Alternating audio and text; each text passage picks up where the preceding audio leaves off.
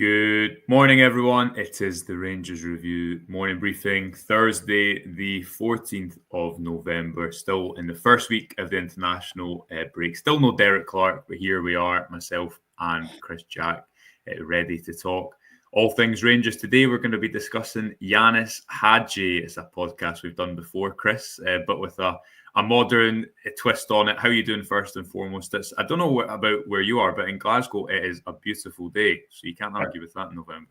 As I said that this morning, it's a lovely day for a walk, lovely day for a game of golf. But here we are instead. Here we are. Exactly right. Let's get into it. International break. Yeah, exactly. Listen, we always joke that there is always something to talk about in regards to Rangers, but there always is. There's always a player, a situation, a bit of news. And today, I think there's lots to get into with Ianis Hagi, Chris, because you've got a great article on the website that I guess summarises the situation of the summer. We know what happened in regards to the Ianis Hagi dilemma that played out over summer. He's back in the first team squad. It's been over a month now. He's not seen many minutes. He obviously had that red card when he first came back into the team. He was an unused substitute at the weekend, as well as Rangers edged past Hearts in the Scottish Premiership. But why don't you just bring us up to speed with what that piece is about, Chris? Because I guess underpinning this all is the fact that Rangers do have a bit of a creativity issue in the middle of the pitch at the moment, and they have a creative player on the bench in Ianis Hagi, don't they? I think that sums it up. I think the situation at the weekend was perhaps quite enlightening. You look at how badly Rangers struggled to create, how much they needed that second goal just to put Hearts to bed. You then look at the changes that were made, even at half time. I think it can't be too long before we see Hagi just for something a bit different, just for someone to try and find that pass, perhaps get that goal. And he waited, and as we know, that call never came. You then see McCausland being introduced. You see Kieran Dowell, I think, is the big one that's going to spark a bit of debate amongst the fans. What is Kieran Dowell? What is Ross McCausland bringing that Ianis Hagi couldn't? So I don't think we can say, and I mentioned that in that piece this morning, he's not a one-size-fits-all answer to all the problems that Rangers have. It's not a case of you put Ianis in that side at number 10 and Rangers automatically go and start winning a number of games and everything is right. I just think he's a better option at times, and certainly games like that when we know, and we've discussed it over the last couple of days, Rangers struggling to create high quality chances, struggling to score goals. You don't need to be a stats expert to know. You just need one look at the table and one look at what you've actually watched from Rangers over the course of the season to know that they're not creating enough, they're not scoring enough, and eventually that will catch up. You will feel the rough side of that. They've got away with it to an extent, which seems daft when you think that they're 9 points behind Aberdeen and Celtic. But a number of these narrow games, the 2-1s, the 1-0s, they have managed to get through them. On other days, you don't get that break. You don't win those games. And how bad does the situation look if they hadn't managed to kind of sneak those games? So I do think there's a place for Hagi within the squad. It comes down to how much Clement wants to actually use him. It felt when you actually broke the story on the website that he was back and he was back involved in the first team setup after that contact issue was resolved. I hadn't really felt that there'd been a huge push from Clement in the days and weeks before that. Been asked about Hagi a number of times, and it was a case of, well, we had these discussions in the summer. The situation is what the situation is, and it's not going to change. It didn't really seem, certainly publicly, it didn't seem to be pushing it to say, well, Ianis is a player I would love to have in this team. Hopefully we can come to some agreement. So you do wonder if the manager has made up his mind almost on Hagi. He's got him as the option, but he doesn't really actually need him or want him all that much. Yeah, there is lots to talk about in this situation, because I wonder if you kind of split it into two parts, Chris. And you can't erase history, and you can't erase the fact that Rangers at a point in the summer, and it was obviously largely tied up in that contract situation as well, but they wanted to offload Ianis Hagi, they wanted to offload a lot of players, and they managed to offload some of those, not the full extent of what an ideal situation would have been. But also, Ianis Hagi made public noises about trying to find the right club. His agents, he spoke about his agents trying to find the right club for him publicly before he went away to be a part of the Romania squad at Euro 2024. That all tied into not dissimilar noises to what we heard Clement say about, he came out publicly and said Todd Cantwell had asked to leave. Now, he didn't say that about Ianis Hagi, but he was asked about it in press conferences, and he very publicly spoke about his future. When the transfer window closed and when it materialised that Hagi was going to stay, I think there had to be some sort of realignment, because there's no use of him being in the B team. That led to this contract issue being smoothed out. Then he could come back and be part of the first team, and the appearances weren't going to have a knock-on effect and cost Rangers more money than they hoped to pay in that situation.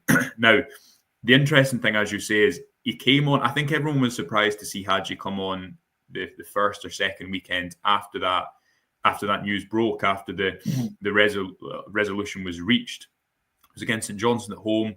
He obviously got sent off in that game as well, which didn't help him. At the weekend, I don't know if it's a fact that Clement sees him as a player in the midfield three as opposed to off either wing, because Hagi has played off either wing, but it was a surprise to see him turn to Kieran Dowell there. But if you think about that St Johnstone game, Chris, and I'm going to pull up a stat that you've put in your piece, a very interesting stat about Hagi's creative numbers. If you think of his assist for Václav Černý against St Johnstone, that was the second goal Černý scored in that game, wasn't it? And it was kind of in transition. Rangers probably haven't been great since they scored their first goal, but it was Hagi's ability to pick a pass from the midfield. And that can become slightly cliche, can't it? It can become slightly cliche, but I think in this situation it is also sort of true, because Rangers play in quite big spaces. You see that against Hearts at the weekend, because it's quite end to end, because they don't always have, they're not camped in the opposition half quite as much, because the game does become end to end. Sometimes you do just need someone to pick out a pass in space, and I actually thought that Rangers football maybe needed that in the second half against Hearts, just someone to actually generate that opportunity, instead of what happened a lot after the break was players giving the ball away. So while it was a surprise to not see Hagi come on in that kind of forward three position, was it not more of a surprise to not see him come on in the midfield? Or is that telling that Clement was trying to hold on to a one-goal lead as opposed to try and get the second goal maybe? The fact that Dujon Sterling is your midfield sub and not Ianis Hagi perhaps says quite a lot. Maybe, as you say, speaks to the fact Clement was not happy at 1-0, but I think he outlined that after the game, that he wasn't happy with aspects of the performance, but maybe he thought we've got a better chance of winning this game by just trying to be a bit more solid and trying to see it out than we do by being a bit more adventurous and trying to get the second goal and then perhaps being caught. We've seen that situation with Rangers over the years. You know what can happen late in these games: throw-ins, corners, free kicks, people piling into the box. Rangers have come a cropper on that a number of times. So Clement was maybe thinking, we'll just be content, we'll just try and see it out, and that's why Sterling obviously as a more defensive-minded midfield option was perhaps the call for him. As I say, I think the one of the stats that as it was in your piece yesterday about the number of shots fewer that Rangers taken this season, I think was quite interesting as well, because it shows, it ties into this creativity issue, this creativity void almost. If you're not creating chances, you're not going to take chances. If you don't take chances, the chances are you're not going to win enough games, and that's certainly the situation they've found themselves in. And it's could Hagi offer an alternative? Could Hagi offer a solution to that problem? And I think a lot of people would say yes, because he has done it before. Now, I don't think you can rewrite history and say before he got his knee injury, he was the best player in the team and he was destined to go on and be sold for many millions of pounds. He was a good player in a good side. The injury obviously had a massive effect on him. The situation with Michael Beale obviously had a massive effect on him. Ended up out on loan. Didn't really go that well. Wasn't that fulfilling for him. But he's then come back, had this contact issue, and it's all just been a bit stop-start. The red card obviously was a blow, then missed a couple of games. But as outlining in that piece this morning, looking at this next transfer fixtures between now and probably the Old Firm game at Ibrox, And certainly between now and the Old Firm Cup final, there's a number of games in there where you can almost predict how they're going to go, because it's going to be quite stodgy, to say at least. Rangers are not going to be, they're not suddenly going to come back from this break, turn on the style, and be this wonderful attacking, free-flowing side to watch. The games that they've got coming up, starting with Dundee United next weekend, they're going to be similar types that we've seen over recent weeks. This creativity issue is still going to be there, and does Hagi offer a potential solution to that? I think he does. Yeah, I mean, watching the game back, I actually think that I actually thought the first half watching it back was I'm going to say something controversial here, Chris, so hold on, but I thought it was all right. And listen, there's really controversial and say good there. No. But you see, if you think a Rangers 5-0 win over Hearts, now we're deviating a bit, and people who have watched a lot of the Rangers review this week will not want to hear more about Rangers 1 Hearts 0. However, you remember the 5-0 win over Hearts in February. Dessler scored 2, Cortez, Diamande, I can't remember who scored. I think it was Fabio Silva off the bench. Rangers created a higher chance value, a higher expected goals against Hearts this time around than that time. Now, the performance overall, was it a good performance? No, it was really scrappy in that second half. I think you could criticise Clement for his substitutions. And I think that the way that Rangers play, because it can become, and Adam and I are going to talk about this in the Tactics podcast this week, but because when they get pinned back, they don't have that hold-up option like Danilo immediately brings from the bench. The game becomes scrappy. It's a vicious cycle. They try to get forward quickly. The ball comes back quickly. There's that saying, Guardiola's assistant says, the faster the ball goes forward, the faster it comes back. And I think that's what happened in the second half. It was rushed. It was disconnected. All that to say, there were moments that Clement will look back on and he'll say that didn't register as a shot, or the final pass wasn't played a couple of times in the second half. I think Tavernier had a shot where the free pass out wide, or a couple other opportunities that don't necessarily come to mind. He'll look at that, and that's why I think Chris is speaking about making better decisions, playing the final pass. Although, again, I think that's sometimes quite a byproduct of his style of football, because it maybe relies on players being very incisive. I don't know how, and I realise that's quite a vague thing to say, but if you think of that 5-0 win over Hearts last season, you had Cortez score from outside the box, Diamande score from outside the box, precise finishes that they're not going to do every single week. I think Dessler scored 2. He was in a purple patch at that point. One was from a long cross from a Rid van Yilmaz pass. Fabio Silva scores from the bench, and I don't know at what time he came into that game, but probably earlier than Danilo did at the weekend. But to take it back then to take it back to Hagi and Danilo on the bench, Gordon says here, we look back to Hagi's good game against Braga was about 4 years ago. Not sure how playing against kids in the B team has made them such a good player. Surely we have players in the B team, young Scottish players that should be pushing. So Gordon not having the Hagi debate. But Chris, I don't think it's necessarily a fact of saying he's the answer. He's your starting midfielder at all points. Build the team around him, etc., etc. I think there's an argument that Clement needs to maybe use his squad more, and he's not had options. His bench hasn't looked strong at large portions of the season. Again, I was surprised that Danilo only came on for 15 minutes as opposed to maybe 30 or a little bit longer at the weekend. Hagi's physicality has been held against him in the past, and especially now in this style of football, which has a lot of run-in, a lot of duels. We hear Clement speak about that often. I wouldn't say it's his optimum brand of football. However, while what Gordon is saying there, he might not be the complete answer, the player that Rangers are going to build around for the next few years. I guess the response to that might be that he's better than other options in that squad, and he certainly merits coming on to certain games at certain points where, like we said with that pass against St Johnstone, the game is broken up. It probably requires a little bit of incision, and there is space to play those passes through to the front line. That's maybe when you use them, as opposed to starting them in every single game away from home, and it does require a lot of legs in the middle. I think to go back to the point about the younger Scottish players coming through as well, it doesn't have to be an either-or. Like, you can find a place for Hagi within this squad and give him minutes and allow him a chance to try and influence things. And I think we'd all agree we would like to see the academy produce a higher standard of player, a standard of player that can come in and actually make a sustained impact, rather than what Rangers have had over not just the last couple of seasons, but for the majority of time, over quite a long period of time. So the two things don't necessarily need to be an either or. It's not a case of an up and coming Scot or Ianis Hagi. You can't have both, and I think people would like to see both. As you say there, I don't think we were advocating Hagi being first name on the team sheet. He has to start this next run of games coming up. He has to start everyone. He has to start at number 10. I just think he can be a better squad option than the likes of McCausland at times, certainly than the likes of Kieran Dowell. You're already peering ahead to the January transfer window, which I know we're both thoroughly looking forward to. And Kieran Dowell is potentially one that you'd look to move on in that window. That could potentially offer more chances for Hagi to play, but I think he should be ahead of Dowell in the pecking order anyway. And you touched on his physicality there. I think that's a point that a lot of people do raise. Is he strong enough? Is he quick enough? Was never blessed with blistering pace before his injury.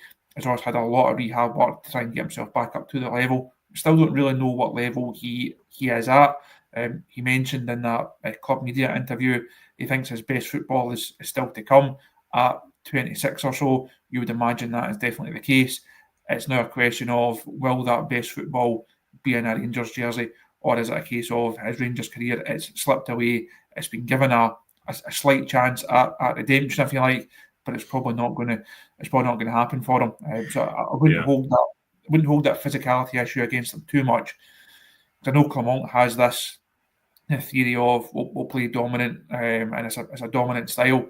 A lot of the time this season, Rangers have been fairly slow, and it has been quite a laborious build-up. It's not as if it is high tempo, high energy. They're always pressing from the front. I think Hagi could go in, and even if you can't run for 90 minutes, there's going to be times in games where even players who are not the most physically conditioned or physically robust can still have an impact, because the Rangers generally are quite slow in how they're actually going about games right now.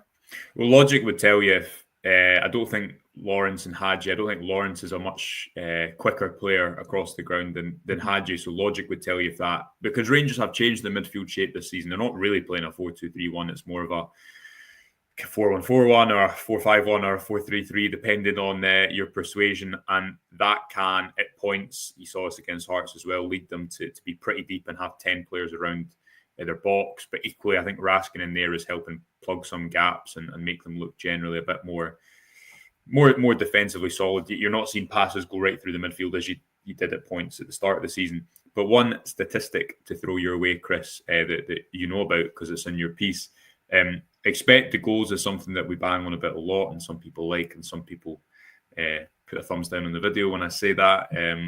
The highest expected goals assisted is a pretty good measure of a player's creative numbers. It's looking at chances created for teammates to end in a direct shot. And Rangers' highest, if you look at their individual expected goals assisted per 90 chart, which is in that article you've done on the website this season, the highest domestically is Václav Černý, who's at 0.22. So not astronomically high, but Černý's impact is definitely felt if you look at the underlying numbers, considering his goal as well. He's at 0.22, and Bayrami is at 0.19. Next in the list is Dujon Sterling and Cyril Dessers, not two players who you think of necessarily as out-and-out kind of creators.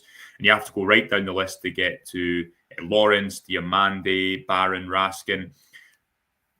Ianis Hagi's expected goals assisted per 90 in the 55 season, and I know we're going back ages, but it's the last concerted period. That's actual reference point. Yeah. In all honesty, that was 0.21 that season, so that would place him, and again, in a hypothetical world, his best then would place him kind of second in the table. Now, you might say, he played in a more dominant team, he played in a different position. And that is all true. This is put there as absolute fact.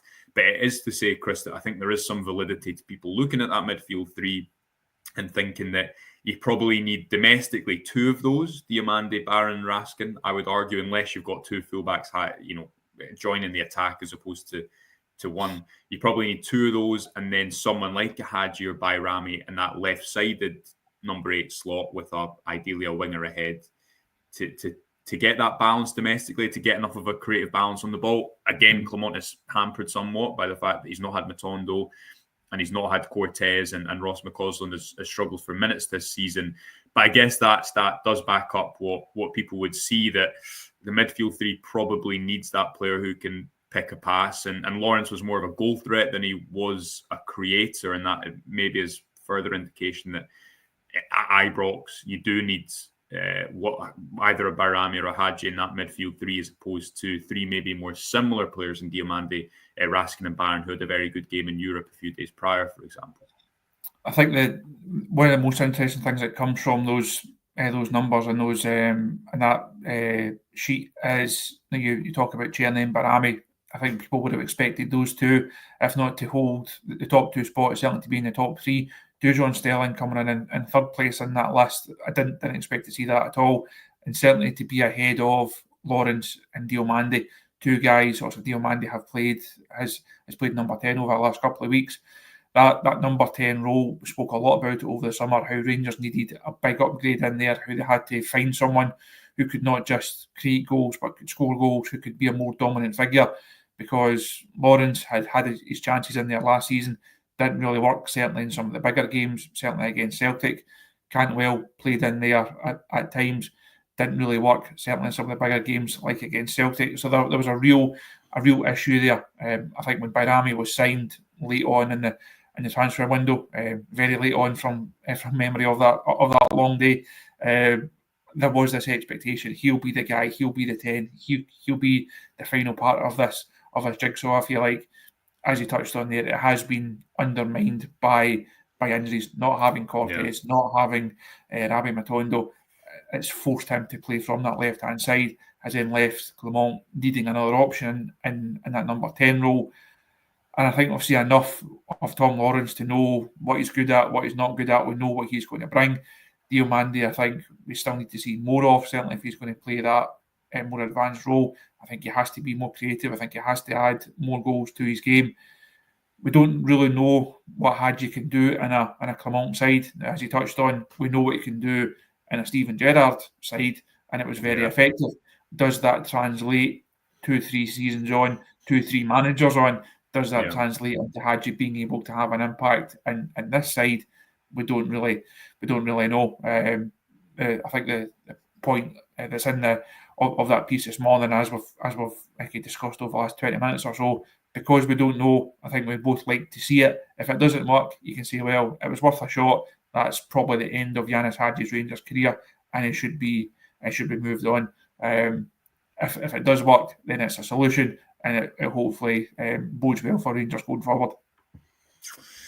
Yeah, let's get to some comments. Boba Fett saying Hagi would improve the starting 11. It seems like an obvious choice. Comment here saying Hagi along with Bairami, Cortez, Cherney, Matondo are pretty solid options. Hopefully Hagi gets a proper chance. Jeffrey here with a fair point, saying Hagi was a decent player and a good team. He didn't always play from the start. I'd give him a chance, but he seems to become a better player when he's not playing. They become a better player when you're not playing is, as Jeffrey points out, one of football's great myths that definitely exists in this and every discussion when a player is out injured as well. And a point here as we maybe move on a little bit, Chris, if I can find that point. Rangers Nuts saying, why can't Clement have a different system and approach for the league?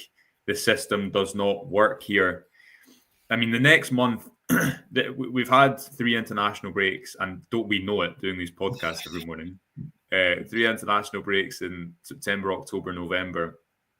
There's no winter break this year. There's a short kind of break, but not the winter break of the last couple of seasons. Coming up in the next couple of months, Chris, there's those 2 games against Celtic, one in the league, the Old Firm Cup final as well. Rangers go away to Nice. They have the end of their Europa League campaign. Clement isn't going to, I don't think he's going to come back from this international break with necessarily a new system. He might see him tweak things as he has with Nico Raskin's positioning. He will be hoping and trying to get as many players back fit. If you introduce Danilo into that team and some situations, he's not going to play every single game as he continues to build up his fitness. And crucially, I think if he can get an out and out, if you can get a bit of pace in that team, because it's a front 3 that still lacks a lot of pace, then you improve the product. But I don't think we're not going to come back from this international break and see a raft of changes. It's about from Clement's point of view, hoping that as he goes into this really defining month or so as Rangers manager, that these ideas start to click and the goals start to arrive, because Rangers are going to have to score more goals in this next month than they have in the last few if they're going to be in a better position this time next month. No, this run coming up, it doesn't just shape this season. It shapes Philippe Clement's Rangers tenure and his Rangers future. If this next batch of games doesn't go well, we know what the reaction is going to be. We've seen it over the last couple of weeks. I think he's got little credit in the bank amongst a number of the supporters at present. You're almost waiting for that next stumble, that next negative result, because there has been fairly poor performances of late, but you can always turn around and say, well, as long as you win, then it's not okay. It doesn't make everything okay, but well, at least we've won. I think that's almost been the Clement stance at times. Well, it has been critical to an extent of performances. It has been a case of, well, at least we've won. But obviously, when you don't win those games, like Kilmarnock, like Aberdeen, that asks huge questions of the manager. I think you're looking at this next group of games, you have to be point perfect in the Premiership heading into the Old Firm game at Ibrox in January to stand any chance at all. Chances of that happening, I think, are fairly slim. You'd be a brave man to put too much money on Rangers be able to win each of those games. European ones, different equations. The trip to Nice, really tricky. Spurs at Ibrox, very, very tricky. Obviously, cup final is huge for Clement, not just because it gives them a chance to win a bit of silverware, but it's another Old Firm game. Can Rangers turn up in one of these games to have another game in that record that he doesn't win? Again, a Rangers manager that can't beat Celtic over 90 minutes and can't beat Celtic over the course of a campaign, he's no use as Rangers manager, and he won't last very long as Rangers manager. So those two Old Firm games are huge. And the board, whether they like it or not, they do have a decision to make, because we touched on the January transfer window. We're 6 weeks or so away from it. Planning will have been going on, will be going on at present. Do you give whatever budget is there? Do you give it to Philippe Clement during that January transfer window? If you do, you're backing him. If you don't, you have to sack him. That's as black and white as it is. Can you afford to give the manager that January transfer window, or do you make a change and give someone else that January transfer window? So they do have a big call to make at some point, and it'll be really interesting to see what particular road they choose to go down. Yeah, Rangers have so between the football restart and the next international break. The next international break, I'm just looking here, actually isn't until early March. So we'll be looking forward to it by then. But they're home to Dundee United, away to Nice, away to St Johnstone, home to Kilmarnock, away to Ross County. All domestically games that they should win. Then it's Tottenham and the Old Firm Cup final. The game against Aberdeen is in there at some point as well. The home game against Aberdeen, not exactly sure when that is. Rangers are home to Dundee on the eve of Christmas, away to St Mirren, away to Motherwell before they host Celtic. The 2nd of January, that Old Firm game is just absolutely huge. And I think Clement is now 5 or 6 games without an Old Firm win. So huge pressure on that, Chris. Listen, it's a game every 3 days effectively for the next couple of months after this. So the pressure on Rangers to get results is only going to increase. Let's see how they go. We'll be back, of course, tomorrow morning. Is tomorrow Friday, Chris? Yes. Tomorrow is Friday. We're almost there. We're almost there, yeah. We've got loads of stuff to still come on the website over the next few days, so people will be glad to know. We've got some tactical analysis, opinion, interview next week, all the good stuff over on the Rangers Review. We appreciate you watching as ever. Do subscribe to the YouTube channel if you haven't done so already, because quite a lot of people watch and are not subscribed on YouTube, Chris, surprisingly, which I didn't know until recently. So do subscribe, helps us out. It's totally free. The link to the website is in the subscription as well. Go and read Chris's piece on Ianis Hagi on the website. But until then, thank you for joining us. We'll be back bright and breezy tomorrow morning at 9:30. Stevie Clifford is here as well. Until then, thank you for joining us. We'll see you tomorrow. Bye for now.